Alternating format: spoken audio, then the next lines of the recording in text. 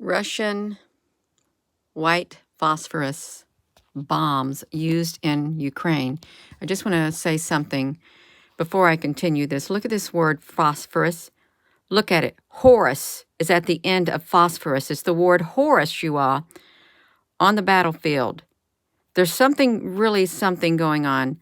I want to play this, and I'm not going to flip this around, I hope. And it's 7 minutes long, but this is serious. It looks like fireworks, but let's listen to him. All right, earlier this year, as Moscow launched its full-scale invasion into Ukraine, President Volodymyr Zelensky accused Russian forces of using phosphorus bombs during a wave of attacks. Good morning. In a stunning interview, our Holly Williams sat down with an American who volunteered to fight on the front lines in Ukraine. He shared his harrowing encounter with white phosphorus bombs.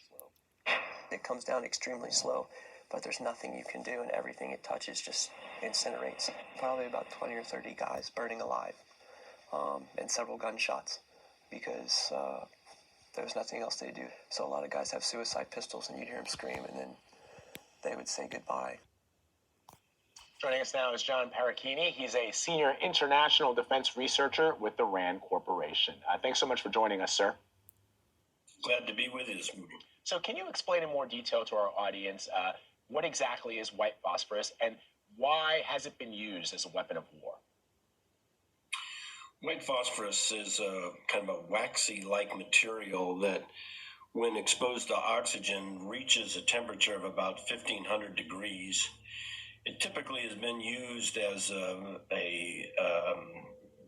way to hide troops. It creates a white smoke, and so that's really its historic purpose.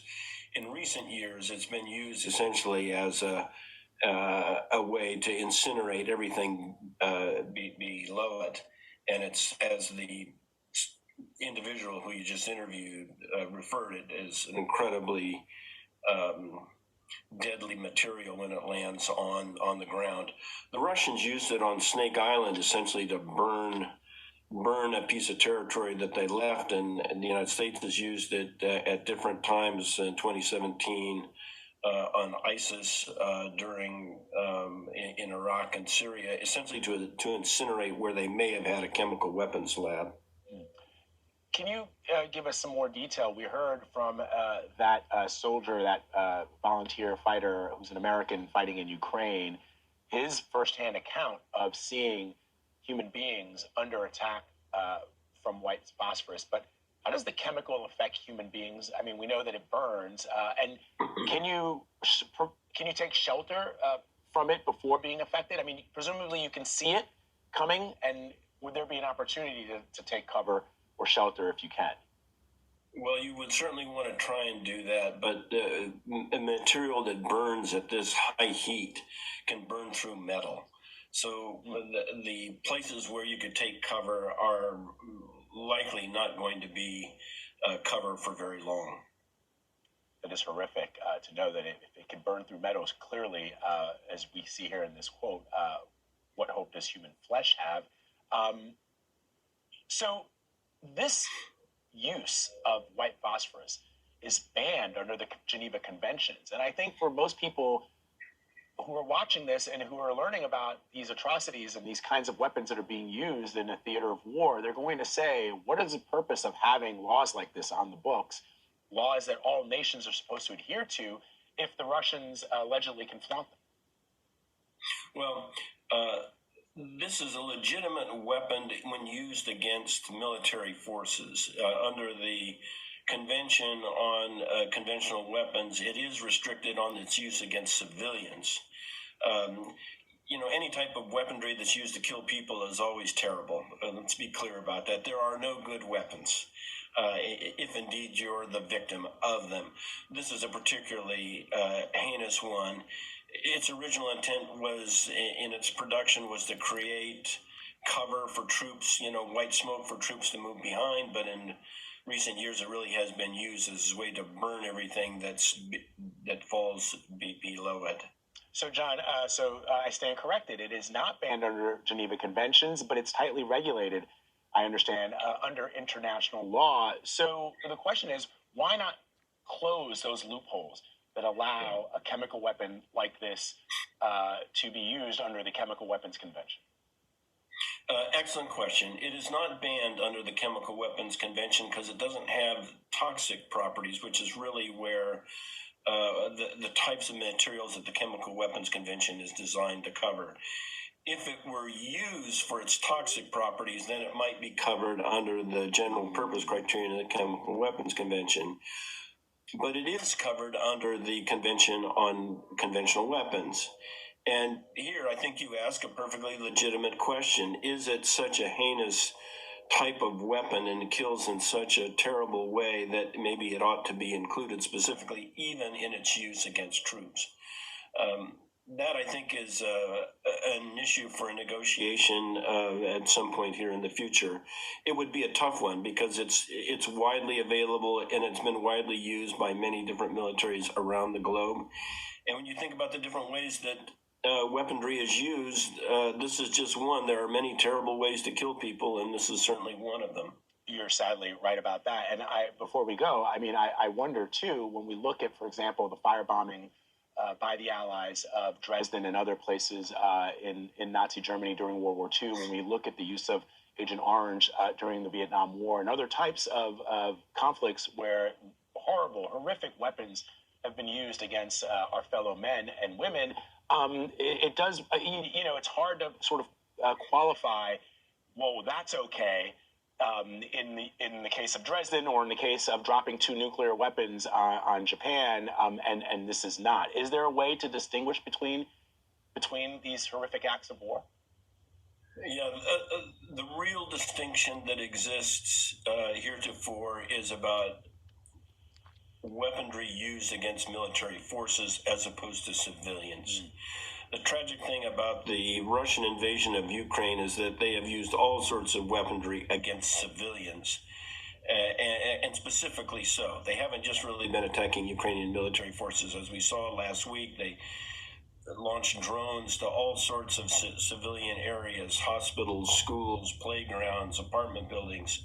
And as we've seen, as they've retreated from different villages, they've engaged in all sorts of heinous acts against civilians. So that really is the distinction, the use of weaponry against military forces versus civilians. And in the case of this current tragic conflict, the Russians have certainly been in violation of it. It's an important distinction, and I'm certainly glad that you made it for us, John. Thank you very, very much. We appreciate it. So I wanted to show this clip, and I said at the beginning of the video, look at the end of the phosphorus. It has the word Horus tied right into that. I just immediately saw that, and there's something, there really is something going on. And when they say that this phosphorus, when it hits the ground, it's so hard to put out a fire once it's dropped from above. Because it ignites everything on fire. It has a waxy-like substance to it. And it sounds like, it could cause a person's flesh to fall off their body. It does. It sounds very apocalyptic. Could you imagine something so powerful being used against humanity on a massive scale? In an apocalyptic event, could you imagine the mindset behind such a thing? It would be absolutely pure evil. Could one say, well, that will never happen? No, not in a world that we live in. All it takes is something that does not like humanity at all and just totally wipe them all off the face of the earth, and it will not be biased at all. It will wipe away everyone. If it feels humanity is a threat to its existence, if it's you obey this entity, whatever it is, or you are gone.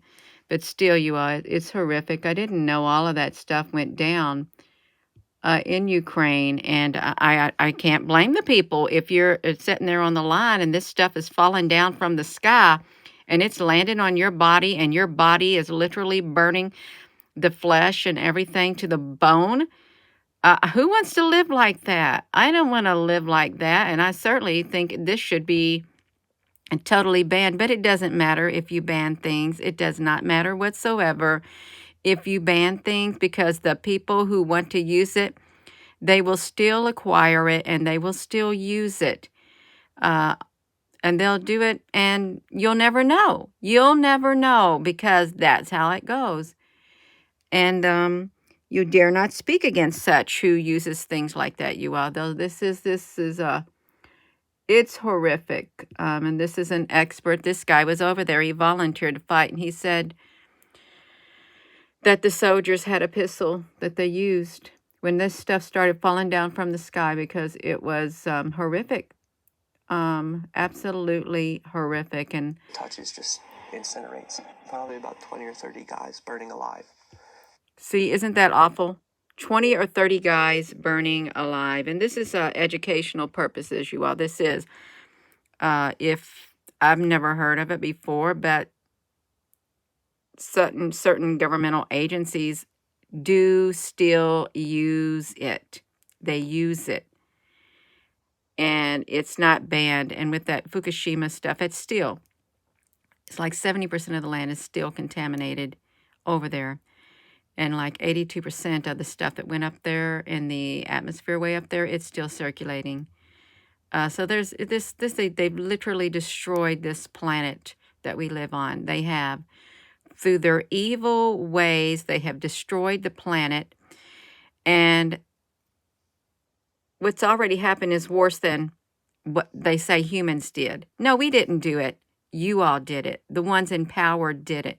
You're the ones who destroyed this planet with your weapons of mass destruction, your horrific weapons that you use against humanity itself, all in the name of power and control. We're so sick of it.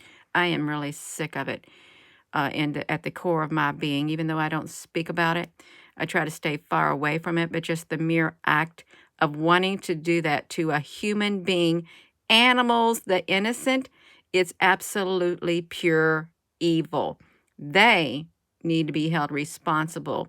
Every single country that does that, you can find more peaceful ways to end your wars and to take your territories. You can find peaceful ways. You don't need this stuff like this, that you attack the innocent because of your lust. It's pure lust for power and control and dominance over humanity. I'm going to go. You all, I am. I just wanted to share that. This is an expert on there. I didn't know any of that happened, but it's horrific. It's apocalyptic, and it should never happen. That's okay. They're going to see they're going to get what's coming to them one day.